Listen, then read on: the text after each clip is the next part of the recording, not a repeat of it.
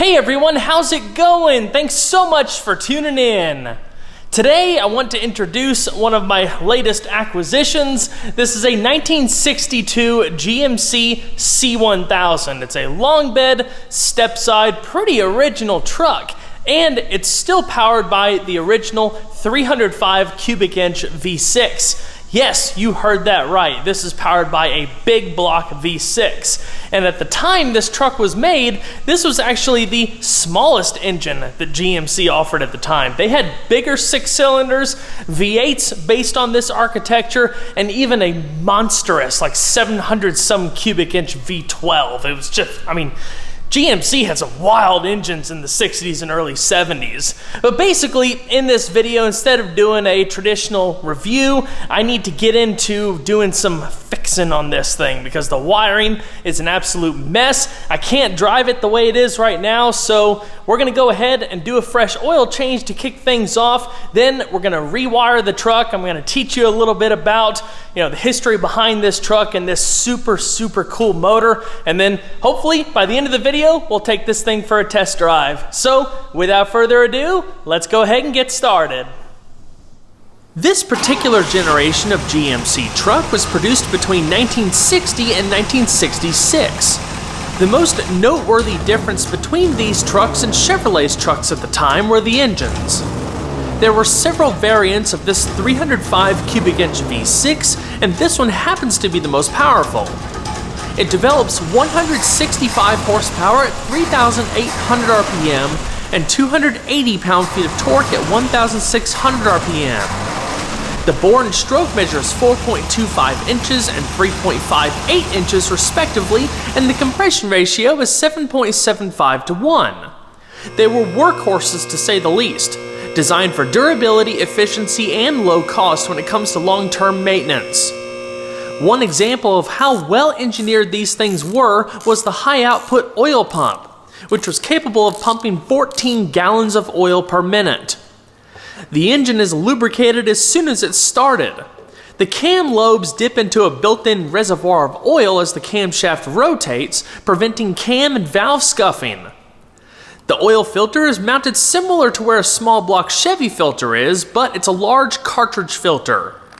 Total oil capacity with the filter is 6 quarts, but depending on the variant of this engine, it could be as much as 8 quarts. When it comes to older engines like this, my oil of choice has always been Valvoline VR1. It's technically branded as a high-performance racing oil, but it's also a great alternative for older pushrod-based engines, especially those with flat tappet camshafts. This is due to the oil's high zinc and phosphorus content, which offers extreme anti-wear protection and superior lubrication properties. While today's oils are far superior to the oils available when this truck was new, the zinc and phosphorus content has been diminished, which makes it that much more important to find the right oil for your classic engine. VR1 also boasts additional friction modifiers and enhanced anti-foaming properties, which makes it the ideal choice for racing and high-stress applications. It's even compatible with alcohol-based fuels. With conventional, synthetic blended, and full synthetic oils, Valvoline has got you covered. Not only were they the first motor oil brand, they were also the first oil brand to develop a high-mileage oil. Check out their product finder tool in the description box below to learn more about recommended products for whatever you drive. At this moment, I really don't have any specific goals for this truck aside from just getting it fixed up enough to where it's roadworthy and can just be enjoyed for the way it is. I honestly bought this originally for a side flip project, but the more I dove into it, the more I started, really liking it even more, and I think I want to keep it for a while because it's just cool. This is the era when trucks were trucks. GMC specifically, it's kind of the opposite nowadays. Most everything is kind of cookie cutter and full of technology, but if you wanted a truck to do work back in the day, you were most likely looking at the GMC. Chevrolet had the inline 6-cylinders, V8s, they were a little bit nicer, to be honest. This engine, There are no performance parts available for this engine. I mean, what you see is what you get. They were designed to be very durable, very strong. They didn't have a whole lot of power, like I said, but tons of torque to pull just about anything you would need within reason. And just the styling is really cool too. I mean, even though this is a 1962, it still very much reminds me of the styling seen in like the late 50s, especially with that wraparound window, the rake of the cab, how it looks like it's tilted forward. I mean, that's just really cool. And, you know, some people prefer the fleet sides or like the straight-sided beds versus the step sides, but, you know, the step sides, again, were more functional, especially like, you know, GM has started integrating like side steps in like, you know, the new generation Silverados and Sierra, but that right there is a legit step side. It takes no effort to step onto it. You see how big the tread is, and you can easily reach into the bed. I mean, you can't get much more functional than that. The jury's still out on these stacks. They are not factory. They will probably get deleted. I know some people are into that kind of stuff nowadays, and I'm not sure if I'm really into this or not. It's definitely different. Apparently, one of the previous owners of this truck was a proficient welder, and he got a little creative with certain things. Aside from the stacks, they actually did a lot to improve the functionality of this bed. This is not the factory bumper, but it was made to tie into the frame, to tie into the body. You could put a ball hitch on there with some safety chains, and it's extremely stout. Like, I really want to hook a trailer up to this so bad. But I mean, this thing was really built to work, and that's what I like about it. It's not, you know, it's far from being a show truck. I mean, it's still a pretty original truck, but somebody built this to actually use it for its intended purpose, and I just find that super cool. Down to like, you know, all these rails right here. I don't think these were factory, but they're very strong, and it's a good attachment point for keeping things secure. I'm pretty sure these had wood floors to begin with, but it's been reinforced with like 1/4-inch plate steel. It's extremely solid. Up there, the whole bed floor has been reinforced, even the back of the tailgate. So like, I kind of want to put a wood floor back in this. I don't want to get rid of this. If anything, I'll lay the wood floor on top. That way it's still extremely sturdy. You can, you know, take that out for a show if you really wanted to. But again, purpose built to work, and that's what the GMC was all about. It's also really cool how the top edge of the cab kicks back. It's almost like a little spoiler.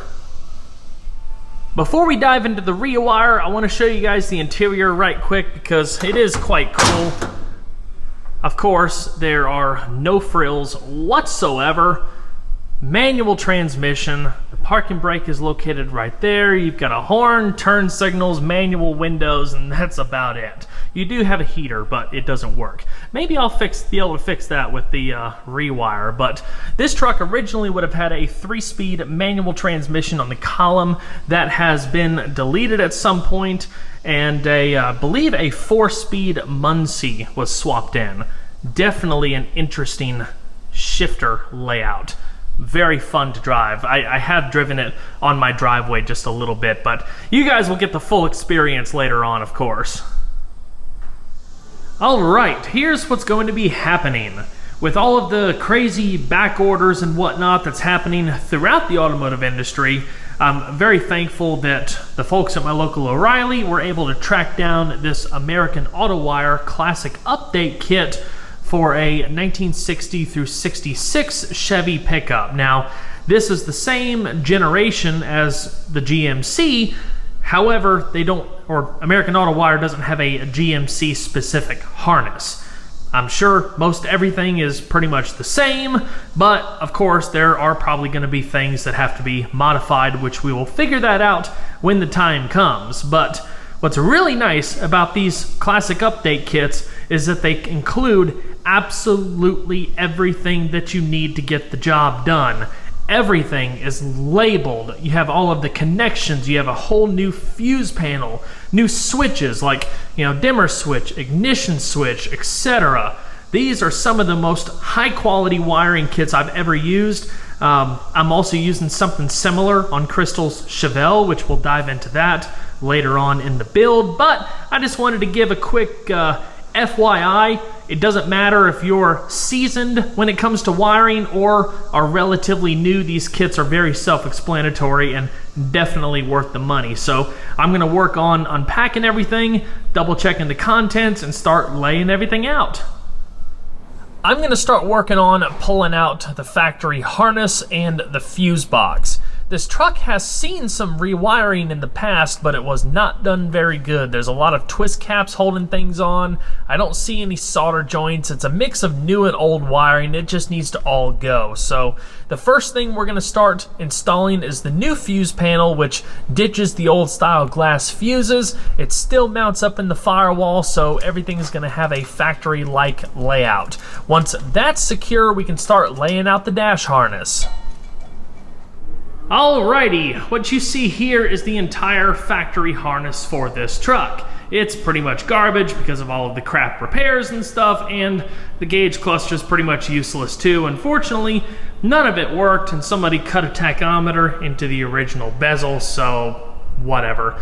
Being that there is so much aftermarket support for these trucks out there, I went ahead and ordered just a whole brand new gauge set from Classic Dash. We'll have a full suite of gauges, can keep track of all of the vitals, and we'll have a GPS speed, so that's pretty cool too. A little bit of modern flair in there. But now that all of the wiring is out of the truck, I can start laying out the new harness. We got to get this fuse panel and dash harness in place. Once that's done, we've got all of the other sub harnesses that are basically going to go in a sequential order. So this is my first time installing one of these wiring kits. I'm pretty excited. I've always wanted to do one, so I guess let me make a little bit of room inside and get to work. So, fast forward a few weeks later, and here we are. So, I think kind of goes without saying that I will not be driving this truck in this video because we went down the rabbit hole real hard. Truth be told, it was my wife that pushed me to getting this truck broken down this far, because she was like, well, if you're gonna be doing all that wiring, why not, repaint the engine bay and make it a little prettier, so if we end up restoring it a little bit more later on, then I'll have to take it all back out, and blah, blah, blah, blah. just rolled on down from there. So this truck actually came apart really, really easy. So being that it was as easy as it was, I just took the opportunity to strip the entire front end down. So I'm basically going to be doing like a mild restoration in the process of what was just originally going to be a wiring job and a service. So anyway, let me show you where everything's at. This is also pretty cool because you guys can actually get a better look at this engine without all of the bodywork in the way. This is one big, heavy 700 some pound cast iron monster right here. What I've done so far, as you can see probably, is I've already repainted the firewall, cleaned it up real good. It turned out real nice for, not pulling the engine out.